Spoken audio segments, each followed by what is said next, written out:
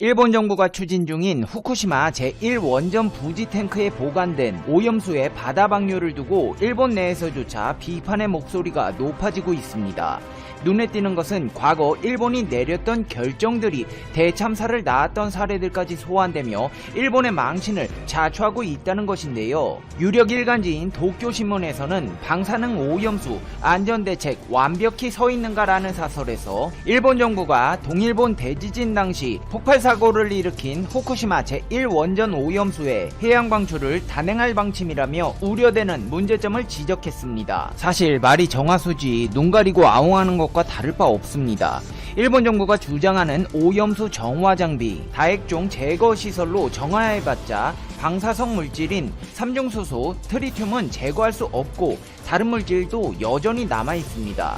오염수의 70-80%에는 세슘과 트론튬 등 인체에 치명적인 방사성 물질이 기준치 이상 포함되어 있습니다. 여기에 깨끗한 물 좀 섞어서 바다로 보낸다고 해봤자 정화가 될 리가 없습니다.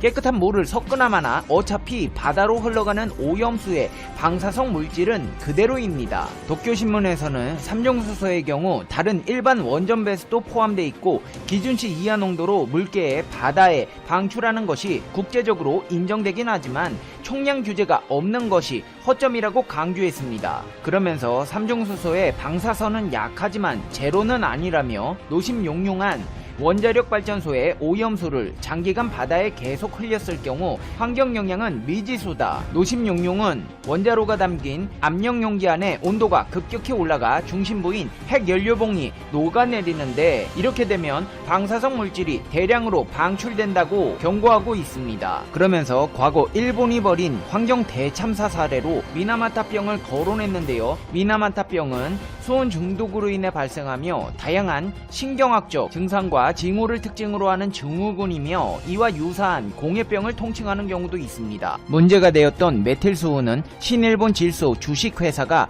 미나미타시에 1908년 화학공장을 처음 설립하며 시작되었습니다. 초기에는 비료를 생산하였으나 아세트 알데히드, 아세트산, 염화비밀, 옥타놀 등의 생산으로 사업을 확장하면서 일본 화학산업의 전국적인 성장에 기여하였습니다. 제2차 세계대전을 전후하여 미나마타 공장은 일본에서 가장 앞서는 생산시설이었습니다. 돈독이 오른 신일본 질소 주식회사는 생산 과정에서 발생한 폐기물들을 공장 폐수를 통해 내보냈고 이는 오염물질을 한껏 머금은 채 그대로 미나마타만으로 흘러가게 되었습니다. 이러한 오염물질들은 당연히 환경에 영향을 끼치게 되었는데요. 그 중에서도 가장 치명적이었던 물질은 수은이었습니다. 이 공장에서는 아세트알데히드를 생산하는 화학반응 과정에 촉매로 수은을 사용했습니다. 이 촉매 사이클의 부작용 중 하나는 소량의 유기수은 화합물, 즉 메틸수은의 생산이 이어졌다는 것인데요. 이 고독성 합성물은 촉매를 바꾼 1951년부터 이 생산 방법이 중지된 1968년까지 미나마타만에 퍼졌습니다. 바다에 수은을 그대로 뿌릴 생각을 했다니 무식함을 넘어 용감해 보이기까지 하는데요. 그 결과 강 입구에 사는 물고기들이 즉사하기 시작했고 그때부터 새로운 미나마타병 희생자들이 다른 마을에서도 나타나기 시작했습니다. 하지만 더 웃긴 것은 공장 측 반응입니다. 신일본 질소 주식회사는 당시 조사를 진행하던 구마모토 대학의 조사팀에 협력하지 않았습니다. 회사는 산업 과정에 대한 정보를 주지 않았고 연구자들에게 공장에서 어떤 생산물을 어떤 방법으로 만드는지에 대해 일절 함구하는 파렴치함을 보였습니다. 참다 못한 해당 공장의 병원장 호소카와 하지메는 1959년 7월 미나마타병에 대한 실험을 수행하기 위해 실험실을 설립했고 공장의 폐수가 첨가된 음식을 건강한 고양이들에게 먹이로 주었습니다. 그 결과 78일 실험 기간 동안 400마리에 달하는 고양이들이 미나마타병의 증상들을 보였고 이 병리적인 실험들은 유기수은 중독의 진단을 확인하였습니다. 하지만 일본 사람들은 일단 결과가 안 좋으면 감추고 보는 사람들입니다.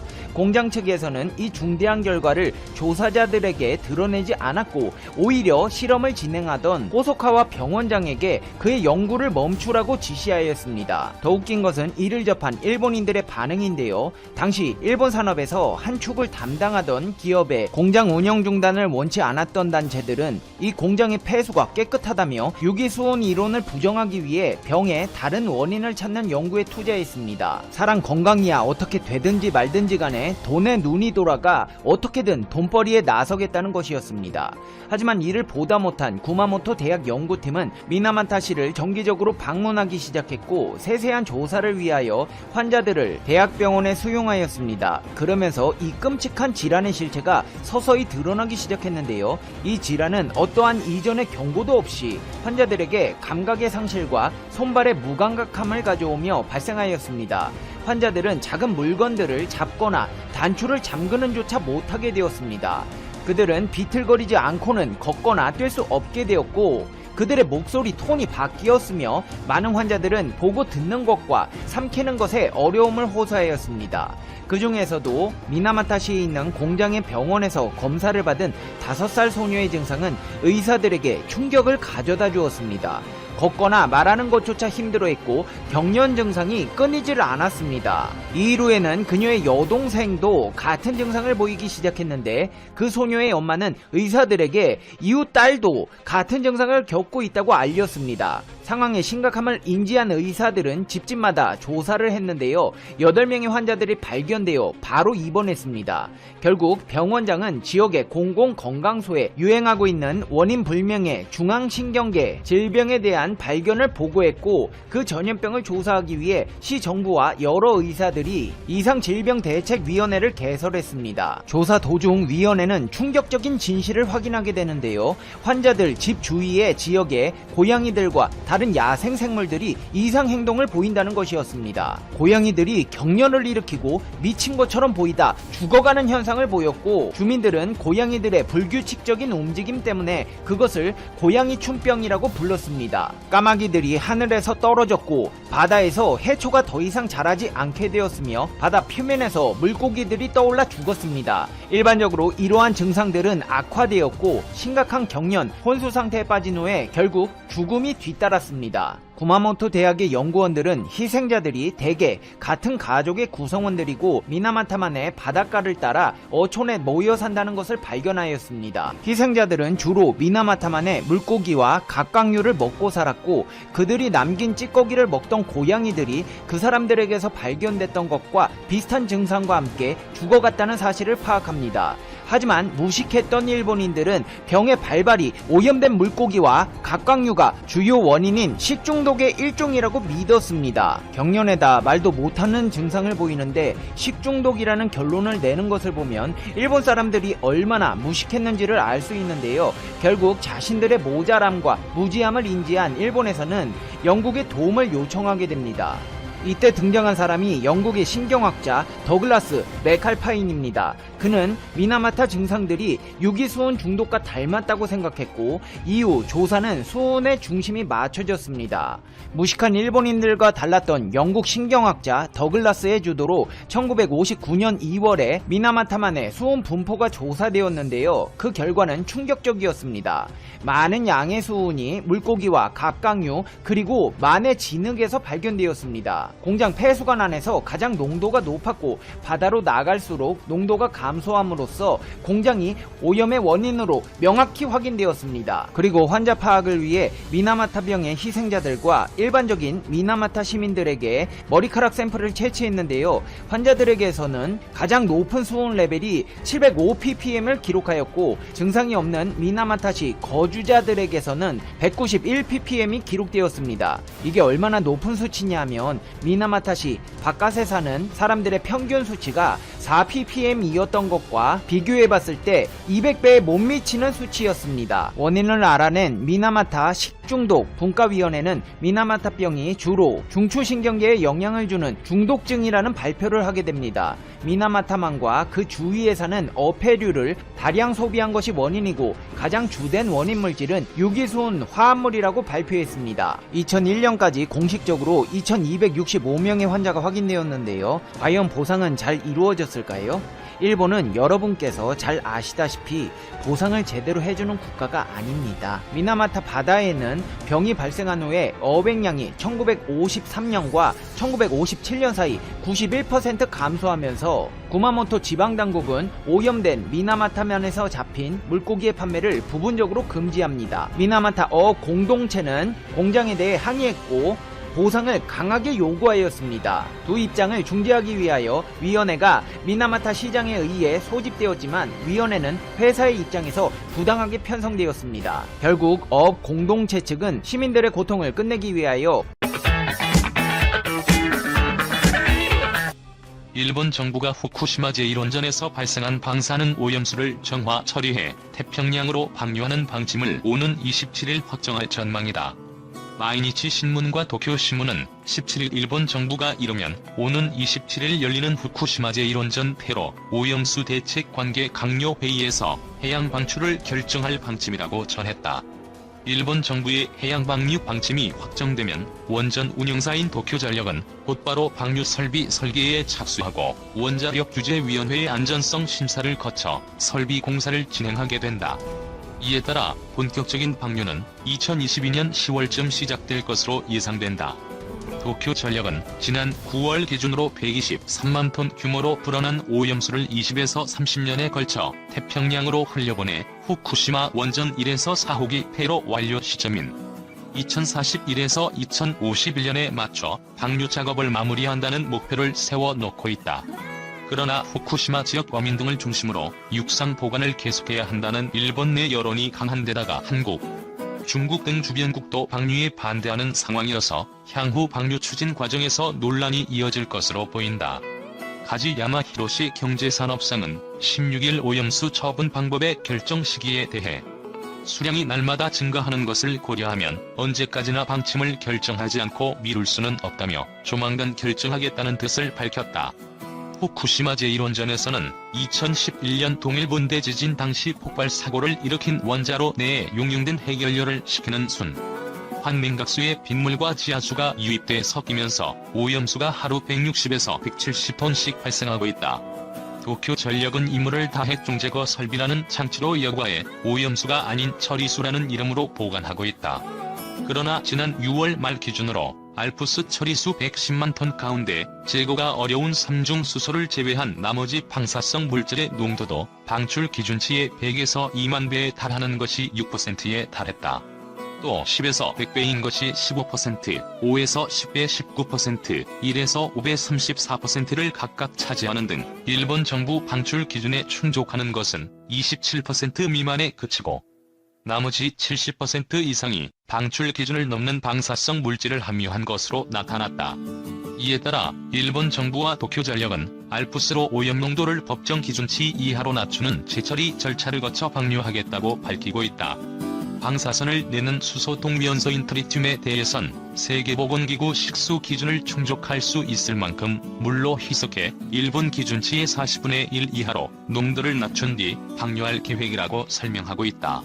도쿄전력은 최근 알프스를 이용한 재처리 효과 검증 시험에서 트리튬 이외 주요 8개 방사성 물질 농도를 기준치의 2190배에서 6분의 1 수준으로 낮출 수 있었다고 발표했다. 하지만 알프스에서 농도를 낮추는 대상인 62개 핵물질에 포함되지 않은 탄소 14가 원래 예상했던 수준 이상으로 처리수에 포함된 것으로 밝혀지는 등 알프스의 성능에 의구심이 일고 있다. 특히 트리튬의 경우 농도를 낮추더라도 장기간에 걸친 방출 총량은 같기 때문에 해양 방출이 지구촌 생태계에 미치는 영향은 마찬가지라는 지적도 나오고 있다. 후쿠시마 원전 오염수 120만 톤을 기준으로 한 트리튬 함유 총량은 약 860조 베크렐이다.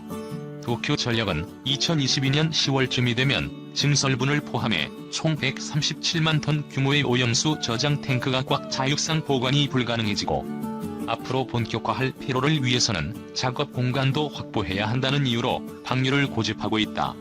일법원 또 조선학교 고교 무상화 제외 위법하냐 판결. 일본 정부가 제1본 조선인 총연합회 계열인 조선학교를 고교 수업료 무상화 대상에서 제외한 정책이 법에 어긋나지 않는다는 판결이 또 나왔다.